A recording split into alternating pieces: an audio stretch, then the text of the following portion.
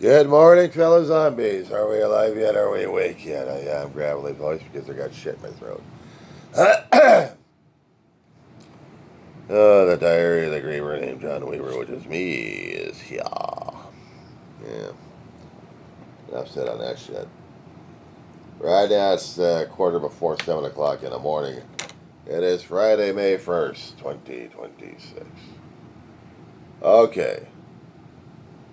YouTube is full of crap on there, and they're driving me crazy with all these clips talking about Hank Seth losing his marbles, not to mention Scott Jennings on CNN, the voice and the physical impression of the old Trumplican party. Still mouthing up, and he goes crazy on a kid. Tells him, get out of my fucking face. He says it right on live air, and it seems like corporate media was looking at this damn thing. They're like, and then the independents are like, yay, food for the fodder here. Drives me crazy. Some of the stuff I was trying to talk about on the YouTubes I've been making is how many times I keep seeing the advertisers on YouTube not YouTube, but yeah, YouTube and also on Facebook/Meta of how much junk from peddlers who can't keep up with their orders or actually can't follow through with their orders. I can see the nice, shiny stuff that they produce. Looks wonderful, doesn't it, on screen? I mean, it looks wonderful as a picture. But I'm still waiting, and it's going to take some time to see whether or not I'm actually going to get something out of 45 frickin' bucks out of these assholes. It's one thing if I saw the same thing coming out of maybe something like Etsy, then I could just purchase that shit. And I know just about $300 or $400, maybe $700 for a damn teddy bear. Are you kidding me? Build-A-Bear can almost come close to it if they actually had the material for it. I could do a Build-A-Bear, no problem. But some of these other fly-by-night corporations have got my money. But they got it through PayPal. Security check on that one. So I probably will never see my bear. But I've seen a few other things I probably wanted to do for a celebration, if there is going to be a celebration, of the United States being alive for 250 years and still having an identity crisis to this day. We are killing ourselves oh so much. We even have people coming over the pond, so to speak, to embarrass the living crap, to give encouragement to the American people, but to embarrass the government of the United States.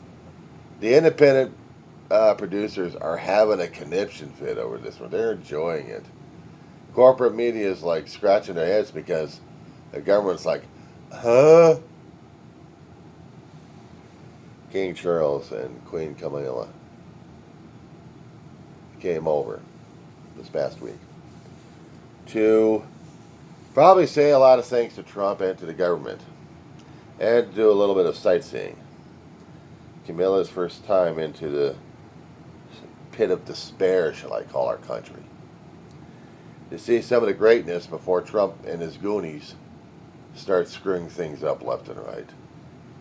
I'm hoping that the King of England and the Queen of England are watching this. We missed you out here in California, dude. If you wanted to see desert region, well, we have plenty of that here. I know you probably wanted to see a lot of greenery. We ain't got enough of it. We're just pure desert out here, Your Majesty.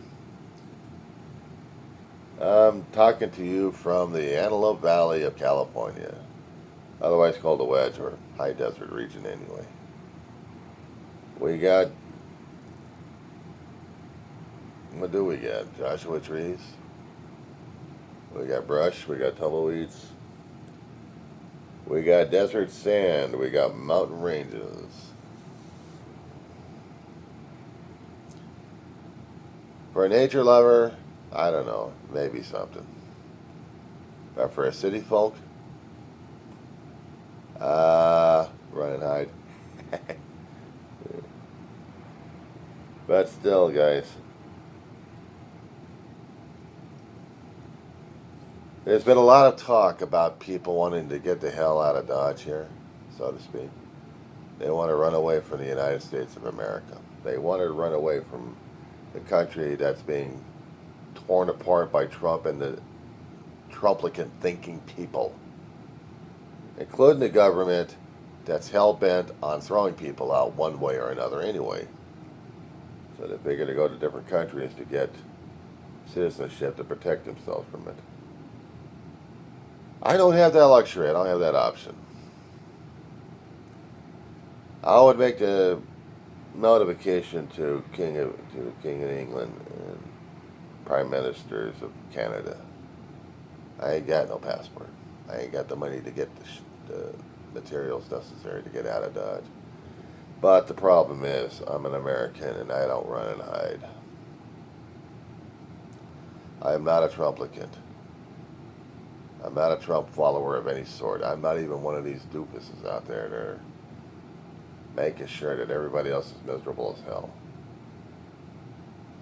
I got bug war. If you happen to see anything crawling around here, that's bug war. Cheap ass apartment I'm living in right now.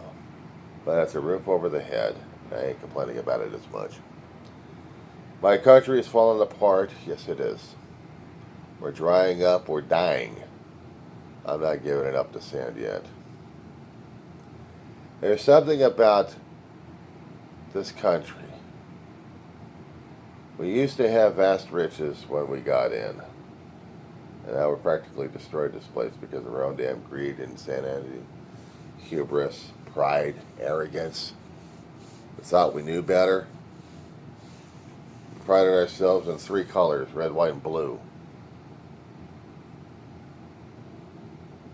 We got too many advertisers online right now that are selling stuff to people to prove your patriotism. No, it's only to improve their damn pocketbook.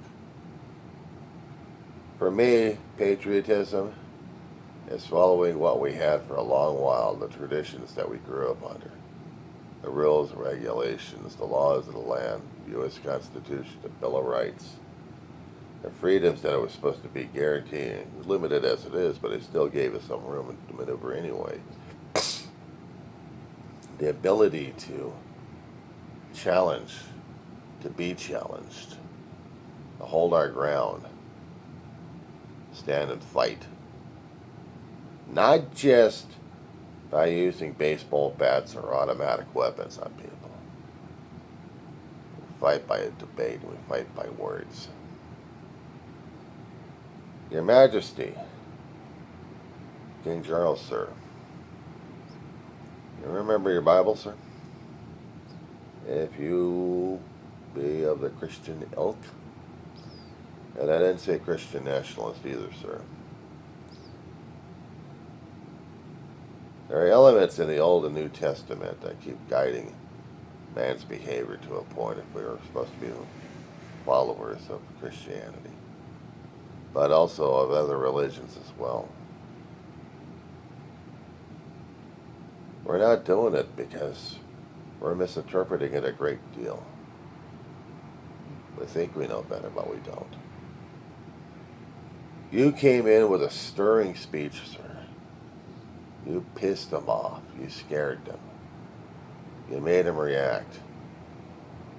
But did they actually remember who and what they were supposed to be?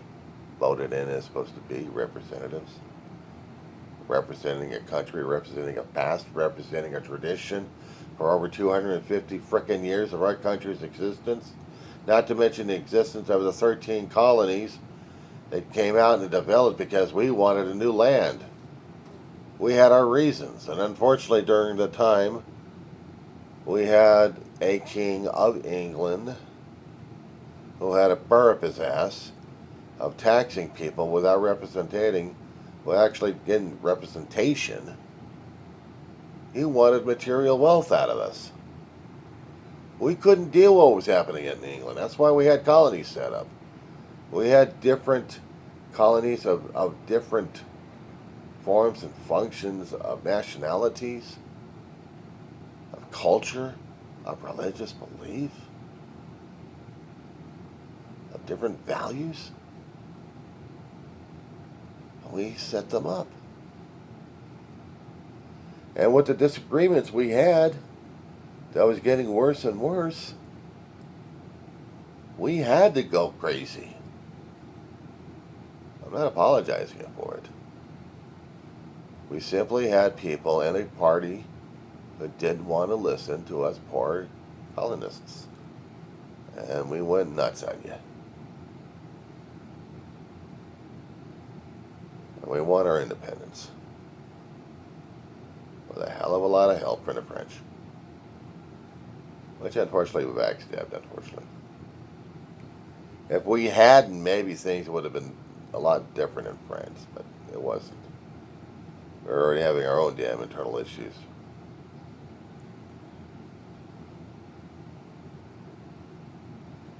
You came, King Charles, to remind us of who and what we should have been, who we were fighting for and as.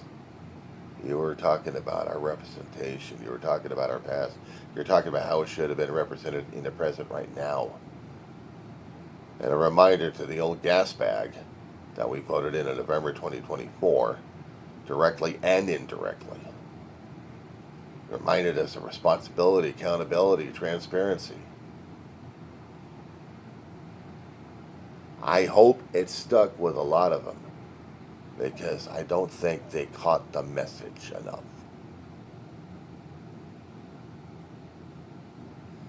I will not abandon my country.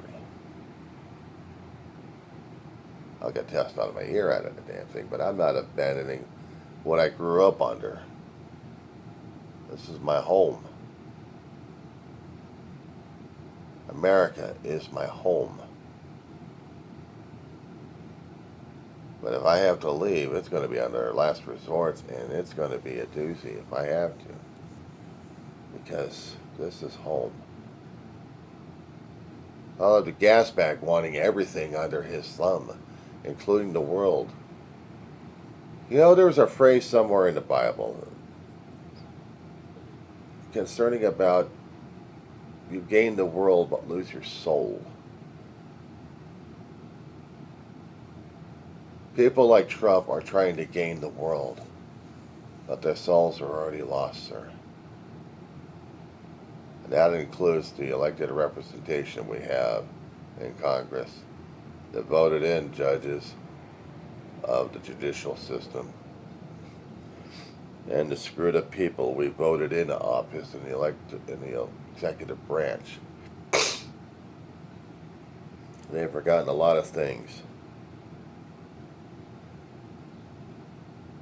Your Majesty, did you ever remember watching a film from the famous filmmaker Cecil B. DeMille? I'm sure you heard about the Ten Commandments, nearly at the end, when they had the golden calf. You see the calf of Moses split. A lot of people want that damn golden calf. Stripped of everything they had just to build that damn monster. We voted in that monster. And we plated it up with all of our gold. And he still wants more. I'm still waiting for the finger of God to strike us down.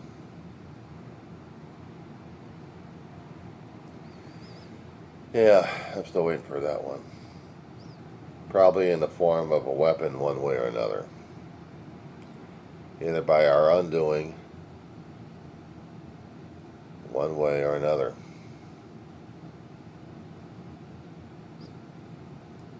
That's a hell of a message to talk to you about this one, you sire.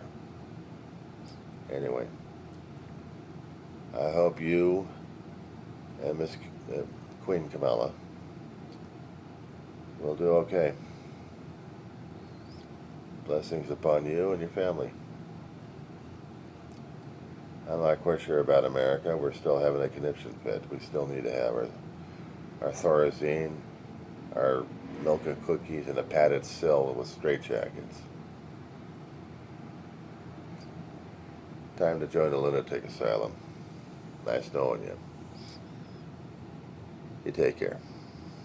That being said.